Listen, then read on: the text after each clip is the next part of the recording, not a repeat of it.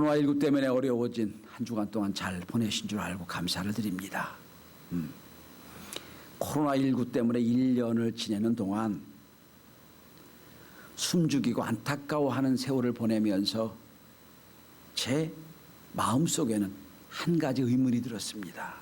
무슨 의문이냐면 하나님이 과연 코로나19를 통해 우리에게 주시는 메시지가 뭘까? 그냥 무조건 극복하게 달라고 빨리 종식시켜 달라고 기도하는 것도 좋지만 하나님이 코로나19라는 엄청난 사건을 통하여 우리에게 무슨 말씀을 하실까? 무슨 메시지가 있을까? 이것이 늘 고민이었습니다.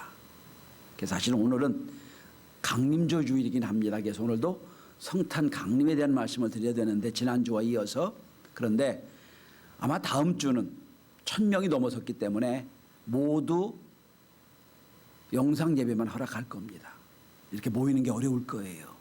예측을 하고 이 시대에 제가 그동안에 고민했던 코로나19를 통하여 하나님 무슨 메시지를 전할까? 무슨 뜻으로 우리에게 말씀하실까? 이 말씀을 함께 생각해 보고자 합니다. 그래서 오늘 사실은 강림절인데 생뚱맞은 강림절과 관계없는 말씀을 전하려고 합니다. 코로나19를 통하여 1년여 동안 고민하고 그리고 기도하며 깨달은 것은 첫째는 회개해야 되겠다는 겁니다. 무슨 회개입니까? 우리가 생태계를 파괴한 회개. 우한 코로나가 왜 생겼죠? 생태계를 파괴 생긴 거잖아요. 하나님이 다스리라고 했는데 그냥 개발 그리고 정복만 생각하는 우리가 너무 하나님의 말씀을 왜곡했다. 생태계 파괴에 대한 회개가 있어야 되겠다 하는 것과 두 번째는 여러분 K방역에서 우리가 참 멋지게 방역한 줄 알지만 가만히 보니까 우리가 한 게 아무것도 없잖아요. 방역이 뭐였어요, 여러분? 그냥 거리두기 한 것밖에 없어요. 나가지 말아라, 만나지 말아라. 겨우 소독 많이 하고. 그러니까 목성을 가고 토성을 가고 무슨 행성을 어떻고 우주가 어떻고 이렇게 과학 만능의 세계에서 다 할 수 있다고 생각했던 우리들이 인간이 초라하구나 하는 깨달음입니다. 우주 움직일 것 같다고 생각했던 우리들이 이거밖에 안 되는구나. 인간은 참 교만했구나. 겸손함을 깨닫게 됐다. 두 가지 깨달음이 있었습니다. 자, 그 다음에 코로나19를 통하여 저는 세계 역사를 한번 쭉 훑어봤어요. 역사를 보니까 여러분 전염병이 올 때마다 역사가 바뀌었습니다. 한참 전에는 이 전쟁하는 중에 여러분 우리가 아는 홍역이 한번 돌면 전쟁이 끝났어요. 홍역이 전쟁을 끝냈고요.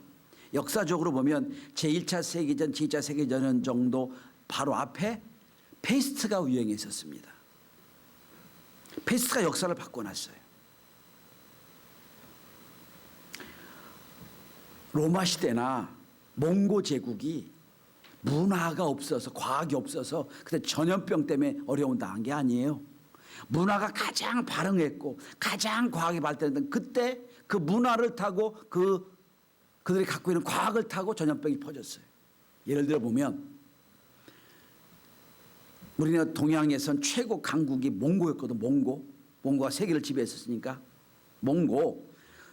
중국 남서부 윈난성에서 발전했던 페스트가 몽고 제국의 도로를 타고 어디까지 갔냐면 흑해연안까지 퍼져버렸어요. 페스트가 역사를 바꾼 거예요. 또 로마 제국의 잘 발전된 도시를 타고 문화만 간 게 아니라 전염병도 함께 퍼졌어요.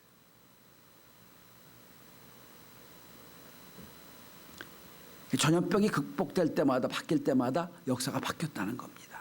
그래서 저는 단언합니다. 코로나19가 극복이 되더라도 코로나 이후의 세계는 완전히 바뀌게 될 겁니다. 다시 역사가 바뀌게 될 겁니다. 역사적으로 이렇게 온 세계가 이렇게 둘도 떨었던 적이 없어요. 문화와 산업이 완전히 바뀌게 될 겁니다. 물론 기독교가 바뀌게 될 겁니다. 여러분 영화 중에 죽은 시인의 사회라는 아주 멋진 영화가 있습니다. 거기서 유행했던 단어 중에 하나가 카르페 디엠이라는 단어예요. 카르페 디엠. 이 순간에 충실하라. 젊은 애들이 이걸 이렇게 왜곡하고 있죠. 현재를 즐겨라. 그런 것으로 됐는데 원래 이거는 1340년 페스트가 만연했던 유럽에서 나오는 말입니다.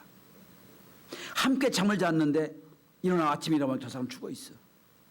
그러니까 나에게 주어진 시간이 얼마나 소중한 거예요. 그래서 이렇게 말하는 겁니다. 이 순간을 충실하게 서라.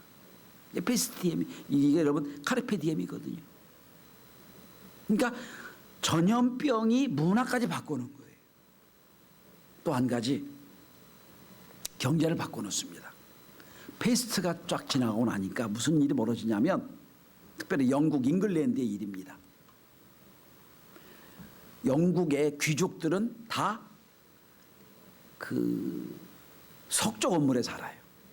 석조 건물은 쥐가 잘 못 드나듭니다. 그러니까 페스트가 아무리 전염이 퍼졌어도요, 귀족은 23%밖에 안 죽었어요. 그런데 귀족들 말고 이 서민들 사는 아주 허술한 집에 사는 사람들은 73%가 죽었어요. 근데 거기서 생기는 겁니다. 자, 귀족과 농노가 전혀 구별됐던 시대에 농노가 다 죽어버렸어. 그러니까 엄청난 장원, 이 토지를 경작할 사람이 없는 거예요. 그때 생긴 뭔가 여건이 생긴 거예요. 그때부터 여자도 재산을 상속할 수 있었고, 그때부터 여자도 재산을 가질 수 있는 사회로 바뀐 거예요. 왜? 어쩔 수 없이 바뀐 거예요. 남자 갖고는 이게 정원이 운영이 안 되니까 여자를 들어 써서 문화가 바뀐 겁니다. 페스트가 가져온 문화 중에 하나예요. 이렇게 전염병은 완전히 바꿔놓습니다. 자, 오늘 본문은 이스라엘 백성이 가장 암울하고 어려웠을 때 하나님 주신 약속의 메시지입니다. 바벨론의 포로 끌려갔을 때 아무것도 할 수 없을 때 그때 하나님이 주신 메시지예요. 오늘 말씀의 제목처럼 보라 내가 새 일을 행하리라. 내가 무슨 움츠거릴 수 있는 힘이 아무것도 없어요. 엄청난 강대국 페르시아에 그냥 모두 노예로 끌려가가지고 아무것도 할 수 없을 때예요. 하나님이 움츠러들고 아무것도 할 수 없다고 한계 상황이 있던 이스라엘 백성이 하신 메시지입니다. 보라 내가 새 일을 행하리라. 이 메시지를 통하여 우리가 아무것도 할 수 없을 때 그저 자기 몸 안위하기 위해 급급했던 이 시대에 하나님 우리에게 이렇게 말씀하고 생각을 합니다. 보라 내가 새 일을 행하리라. 이 코로나19가 끝나고 나면 새로운 세계가 바뀔 것이고 기독교가 새로운 차원의 기독교가 될 것이다 하는 겁니다. 첫째로 하나님은 역사를 주관하신다. 여러분 코로나 때문에 우리가 그냥 겨우겨우 어떻게 하면 살까, 어떻게 하면 내가 전염되지 않을까 이 노심초사하며 조심조심해 살고 있으면 잊어버린 게 하나 있어요. 큰 흐름을 잃어버렸어요. 그게 뭡니까? 하나님은 역사의 주인이시다. 믿으십니까? 역사의 주인이다. 이걸 잊어버렸어요. 그래서 나 혼자 사는 것 때문에 급급하다 보니 큰 역사를 흐름을 잃어버렸어요. 마치 이스라엘 백성들처럼 하루살이 하루 먹고 하루 살고 이 노예된 상황에서 아무것도 답답하고 어려운데 하나님 말씀하십니다. 내가 큰 일을 행하리라. 여러분 오늘 본문에 보시면 아무것도 할 수 없다고 여기는 이스라엘 백성들에게 하나님 말씀하십니다. 내가 행하리라. 내가 행하리라. 그래서 이렇게 말씀하십니다. 여러분 지금 19절을 보시면 광야의 길을 사막에 강을 내리라 말씀하세요. 인간이 하는 게 아니에요. 하나님이 천지창조처럼 역사하신다는 거예요. 어떻게 사막에 강을 내고 어떻게 강에 여러분 길을 내겠어요. 하나님 하신다는 거예요. 내가 행하리라. 여러분 다시 한번 이 어려울 때 움츠러드는 수밖에 없지만 다시 한번 우리 눈을 열어서 하나님의 은혜를 볼 수 있게 바랍니다. 보라. 은혜를 보라. 보라 내가 새 일을 행하리라. 두 번째로 자 역사를 움직이신 하나님 역사 주인 하나님 앞에 하나님 약속하십니다. 내가 행하리라. 하나님 지금도 일하시는 분이십니다. 지금도 일하신다. 전 하나님이 코로나19를 통하여 일하심을 믿습니다. 아이 목사님 무슨 이렇게 저 많이 죽어가는데 무슨 하나님 일하세요? 아니에요. 지금도 하나님 역사를 통하여 일하시고 계세요. 코로나를 통해 일하시는 거예요. 로마서 11장 33절에 보면 이렇게 말씀합니다. 깊도다 하나님의 지혜와 지식에 부요하며 누가 하나님 마음을 알겠느냐. 하나님이 지금 역사가 움직이시는데 누가 이걸 하나님 알겠냐는 거예요. 우리도 몰라요. 큰 흐름만 알아요. 하나님이 역사 움직이시구나. 자, 이스라엘 백성들이 풍전등과 같이 운명이 됐습니다. 그래서 이스라엘 백성이 바벨론 포로로 끌려갈 그때, 끌려가면 이제 70년 동안 포로돼서 아무것도 할 수 없는 그때 하나님은 예레미야를 통하여 이런 약속을 하십니다. 예레미야 33장 2절 3절이에요. 이를 행하시는 여호와, 그것을 만들며 성취하시는 여호와, 그 이름을 여호와 하는 이가 이같이 이르도라. 하나님 당신을 뭐라고 소개하는 줄 아세요? 나는 일을 하는 사람, 하는 하나님이다. 일을 만들어낸 하나님이라는 거예요. 그 하나님이시다. 안식일에 병을 고치면서 사람들이 막 예수님을 막 핍박합니다. 왜 안식일에 병을 고치느냐? 예수님 뭐라고 말씀하세요? 내 아버지가 지금 일하시니 나도 일한다 하시잖아요. 그러니까 이 하나님이 스스로 나는 일하는 하나님이다 말씀하시고, 예수님도 내 아버지도 지금 일하시 나도 일한다 말씀하세요. 그 일하는 하나님이 지금도 오늘 이사야에서 말씀합니다. 내가 행하리라. 하나님 지금도 일하십니다. 어떻게 일하시느냐? 하나님은 역사를 움직이실 때 세 가지 조건을 갖고 움직이십니다. 첫째, 하나님의 때가 있어요. 하나님의 때 움직이십니다.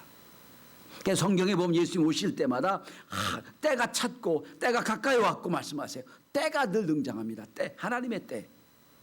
카이로스 시간이에요. 두 번째, 그때 준비된 하나님의 사람이 있어요. 하나님의 사람을 통해 역사하십니다. 세 번째, 새로운 일을 하세요. 오늘 본문 말씀하시죠. 내가 새 일을 행하리니. 지금까지 아무도 알지 못했던, 아무도 모르었던 새로운 일을 하신다는 거예요. 자, 세 가지. 하나님의 때에 하나님의 사람으로 하나님의 새 일을 하신다는 거예요. 이제 곧 코로나 끝나면 이렇게 하실 겁니다. 첫째, 하나님의 시간표, 하나님의 때가 있어요. 카이로스입니다. 시간은 두 가지가 있거든요. 크로노스 시간이 있습니다. 우리 달력 시간, 24시간 세월이 가는 시간이 있어요. 그런데 카이로스 시간, 하나님 시간이에요. 역사가 뭔 줄 아세요? 인간에 흐르는 크로노스 시간 속에 하나님의 카이로스 시간을 개입하시는 거예요. 이 역사입니다. 하나님의 준비된 시간이 있어요. 자, 예를 들어 두 사람만 예를 들겠습니다. 아브라함, 우리가 잘 아시죠? 아브라함을 생각해 봅니다. 창세기 12장 아브라함을 보면 하나님 아브라함을 불러내시잖아요. 그죠? 불러내시는데 아브라함은 우리가 알지만 우리 기독교의 믿음의 조상이기도 하지만 모슬림의 조상이기도 합니다. 둘 다 믿음의 조상이에요.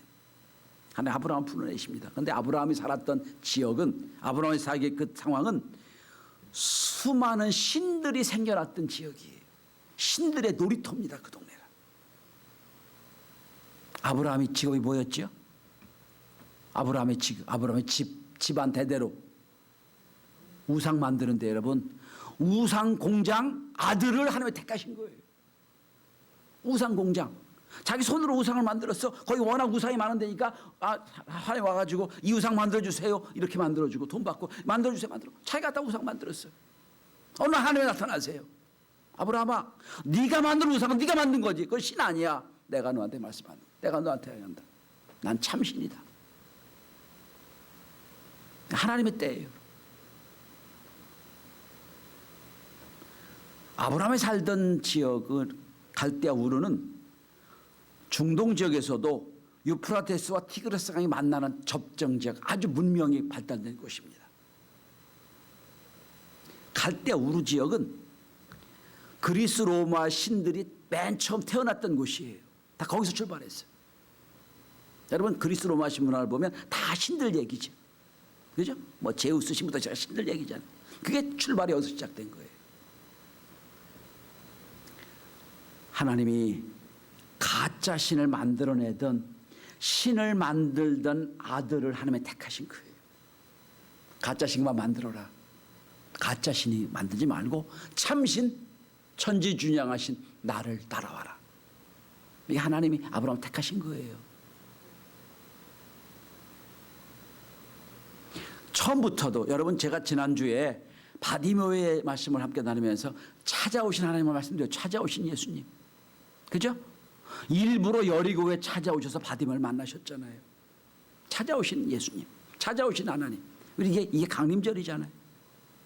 그러니까 처음부터 우상 만들던 우상 공장, 우상 만드는 우상 공장 아들을 하나님 택하신 거예요. 아브라함아, 그만 만들어라. 그건 네가 만드신 너도 알지. 그 참신이 아닌 거 알지. 날 따라와. 말씀하신 거예요. 그래서 어떻게 합니까? 아브라함의 세일을 주시죠. 내가 너를 믿음의 조상으로 삼겠다. 이게 하나님의 방법이에요. 또 여러분, 아브라함이 갈대우를 떠나 하란 지역에 나가죠. 하란 땅에 가죠. 지금 터키 지역에 있는 땅이에요. 가장 문화가 발전했던 곳이 하란 지역이에요. 우리 식으로 말하면 지금 뉴욕이나 맨하탄 정도 될 거예요. 최고의 문명이 발달했던 곳. 거기서 이제 돈을 많이 벌었던 아브라함이 우상을 팔아가지고 그 아브라함이 하란에서 잘 먹고 잘 살고 있어요. 하나님이 나타나세요. 아브라함아, 이제 그만해. 그리고 날 따라와. 도시 문명을 버리고 하나님은 시골로 그를 끌고 가세요. 그러면서 믿음의 조상을 만드시는 거잖아요. 하나님의 때, 하나님의 사람으로 세를 행하시는 거예요. 자, 모세도 보세요. 모세. 여러분, 하나님 모세를 택하셨죠. 왜 택하셨죠? 이스라엘 백성을 구원하려고 택하셨죠. 맞죠? 이 사람은 구원하려고 택하셨잖아요. 그런데 한 가지 놓치는 게 하나 있어요. 여러분, 창세기 15장을 펴보십시오. 우리는 생각합니다. 하나님이 모세를 택하셔서 이스라엘 백성을 구원하신다. 맞습니다. 맞아요. 그것도. 근데 또 한 가지 답이 있어요. 창세기 15장 16절 보세요. 아브라함에게 하나님이 약속하신 약속입니다. 아브라함이 제사를 드렸더니 제사 후에 하나님이 이렇게 약속하십니다. 자, 15절 제가 읽어볼게요. 네 자손은 4대 만에 이 땅으로 돌아오리니 이는 아모리 족속의 죄악이 아직 가득 차지 아니함이니라 하더니, 무슨 얘기입니까? 너희 조상, 너희 후손들이 이제 가나안, 이제 애굽 땅에 가서 4대 만에 이 땅 가나안 땅으로 돌아가게 될 거야. 왜? 그때 되면 이 가나안 땅에 있는 이 아모리 족속의 죄악이 너무 많아져서 내가 이스라엘 백성을 데려다가 아모리 족속을 심판할 거야. 그러니까 하나님이 모세를 부르신 이유 두 가지예요. 이스라엘 백성을 구원하시기도 하지만 또 한 가지 뭡니까? 가나안 족속을 심판하시는 거예요. 이게 하나님 방법이에요. 하나님의 때를 기다리시는 거예요. 다시 여기 16절 보세요. 이는 아모리 족속의 죄악이 아직 가득 차지 않았다는 거예요. 한편으로는 구원이지만 한편에 심판이 있어요. 하나님 방법이에요. 하나님의 때에 그래서 하나님 모세를 부르시는 거예요. 하나님의 때에 하나님 모세를 통하여 위대한 일을 하시잖아요. 이게 하나님 방법이에요. 자, 근데 여러분, 코로나19의 위험이 1년 가까이 우리를 어렵게 합니다. 그러나 하나님은 지금 코로나를 통해 우리에게 일하시고 계신 게 있어요. 아마 어른들은 조금 이해하기 어려울 텐데 말씀을 잘 한번 들어보십시오. 코로나19가 이 세계에 오기 전에 이미 세계는 새로운 혁명이 시작되고 있었어요. 그것이 첫째는 4차 산업혁명이 시작이 됐어요. 1차, 2차, 3차. 여러분 3차 혁명까지는 아실 테니까 4차 혁명이 뭐냐면 인터넷, IT와 모든 게 결합되는 게 4차 산업이에요. IT와 생물학이, 화학이, 의학이, 물리학이 다 접견됩니다. 그래서 이게 다보스 포럼에서 처음 나온 얘기인데 이게 어떻게 바뀔지 모르는 시대가 4차 산업혁명이에요. 이 4차 산업혁명이 10년 전에 와 이제 세계를 덮였어요. 4차 산업혁명. 거기다가 또 한 가지가 등장을 했습니다. 코로나 오기 전에 인터넷이 5G로 바뀝니다. 속도가 엄청 빨라진 거예요. 만약에 여러분 인터넷 처음 뭐로 하셨어요? 천리안 기억하세요? 천리안 기억하세요? 이 전화선 꽂아가지고 하는 거. 한 번 다운받으면 확장 걸렸던 거. 그 시대가 아니잖아요. 핸드폰 갖고도 영화 한 번 딱 하면 몇 초 만에 그냥 영화가 탁 전송되는 시대잖아요. 5G 시대거든요. 자, 만약에 IT 기술이 없거나 4차 산업혁명이 안 됐거나 같다면 지금 비대면 재택근무 불가능했을 겁니다. BTS 저렇게 난리 피지 않았을 거예요. 세계가 어디 있든지 쫙 서로 연결되는 거예요. 새로운 혁명이 시작이 됐던 이 사회에 코로나가 온 거예요, 지금. 자, 좀 다르게 말씀드리겠습니다. 하나님 어떻게 일하시느냐? 여러분, 옛날에는 아무 기술이 없을 때는 선지자와 예언자가 직접 말로 성도들을 이끌었어요. 말로. 그러니까 말로 하니까 몇 명밖에 못 듣는 거예요. 그죠? 아주 적은 수. 예수님도 12명만 듣고 일하셨잖아요. 왜? 그때는 스피커가 없었으니까. 아주 작은 수의 말씀만 전했대요. 자, 이게 그래서 여러분 우리 한국교회도 이 음향이 없을 때는 300명 사이즈 교회밖에 없었어요. 왜? 마이크 없이 얘기할 수 있는 거리가 있으니까.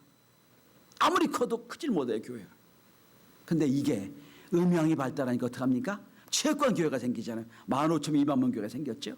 마이크로 해버리니까. 기술이 발달이, 신앙의 발달이 바꿔놓는 거예요. 그 다음에 종교개혁 시대에 종이가 나왔고 인쇄술이 발달됐지요. 그러니까 말로 했던 게 이제 인쇄가 됩니다. 종이가 나오고 책이 나오니까 세계 각국으로 퍼진 거예요. 그게 종교개혁이 일어난 거죠. 자, 말에서 종이와 책으로 바뀌었죠. 이제 어떻게 바뀌었습니까, 여러분? 4차 산업혁명이 일어나고 5G가 되고 이제는 전혀 새로운 세계가 됐어요. 여러분, 우리 자녀들 보면 하루 종일 뭐 먹고 살아요? 스마트폰 보고 살죠. 계속 빠져 살아요, 그 속에. 자, 보세요. 요즘 유튜브, 인스타그램, 카톡, 페이스북 수많은 정보, 수많은 인터넷 사이트가 있지요. 하루 종일 봐도 지루함이 없어요. 요즘 아이들은, 요즘 청년들은요, 실제 세계와 가상 세계가 결합이 되어 있는 상황이에요. 실제 먹고 사는 사회도 있고 인터넷 사회도 있어요. 따로 같이. 이게 완전히 겹쳐져 버렸어요.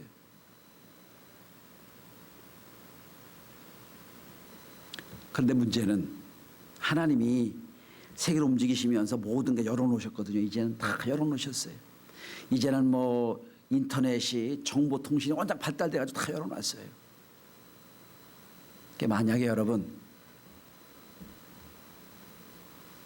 우리 젊은 아이들에게 핸드폰이 없고 스마트폰이 없는 시대는 상상이 안 돼요. 하루 종일 그 속에 있어요. 근데 문제는 여러분, 그 수많은 정보가 하루 종일 스마트폰을 보고 있어도 사람을 바꿀 수 없다는 거예요.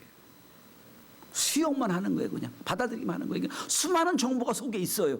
근데 절대로 못 바꿔요. 여기 문제가 있어요. 하나님이 이미 도구도 만들어 주셨어요. 자, 이제는 글도 아니고 책도 아니고 인터넷을 통해 쫙 세계를 움직이게 만들어 주셨어요. 세계를 다 지배하게 만들어 주셨어요. 그리고 이제 젊은 청년들이 다 스마트폰을 빠져나오게 만드셨어요. 한 가지 필요한 게 뭡니까? 그 스마트폰 속에 뭐가 들어가면 돼요? 복이 들어가면 되는 거예요. 다 툴을 만들어 놓으셨어요. 다 갖고 있어요.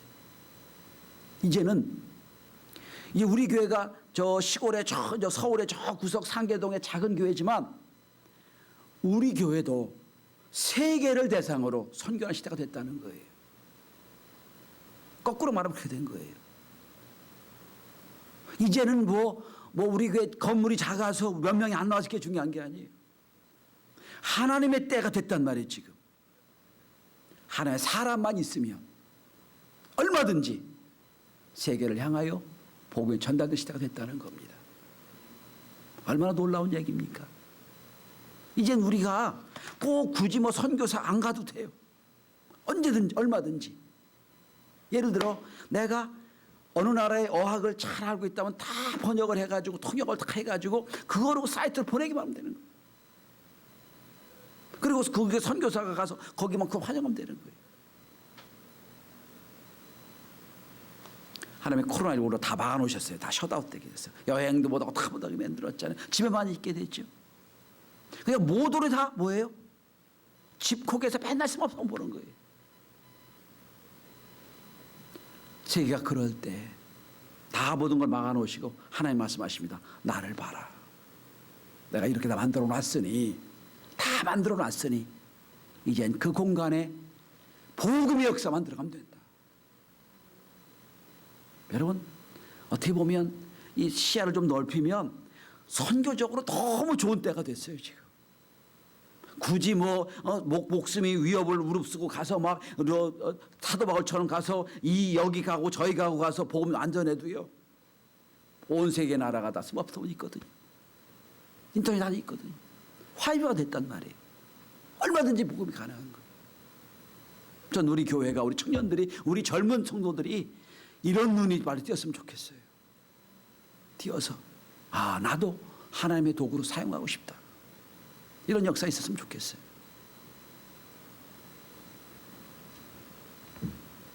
그렇다면 여러분 이 시대에 하나님의 때가 이미 왔는데 하나님이 다 이렇게 때를 만들어 놓으셨는데 4차 산업혁명으로 5G로 인터넷 공간으로 다 만들어 놓으셨는데 이 엄청난 이 하나님의 때에 중요한 게 뭡니까?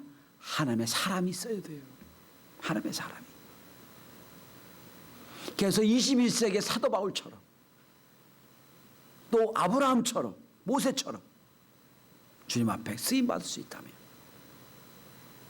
우리는 성경에 있는 위인들보다 더 훌륭한 일을 더 엄청난 일을 할 수 있는 기회가 된 겁니다. 전 우리 교회가 그렇게 쓰임받는 교회가 되기를 원하고 여러분의 자녀와 우리들이 다 그렇게 놀랍게 쓰임받는 축복과 은혜가 있길 바랍니다. 그러면 성경을 전체를 통하여 하나님이 쓰시는 사람이 누구냐?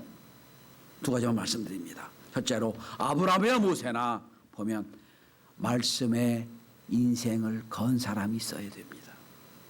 여러분 아브라함을 보세요.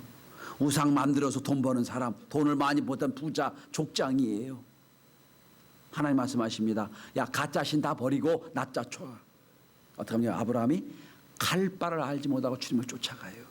왜? 말씀에 순종하니까. 내가 만든 가짜 신이 아니라 저분이 진짜 신이니까 그분 따라간다면 내 인생 분명히 책임져 주실 것이다.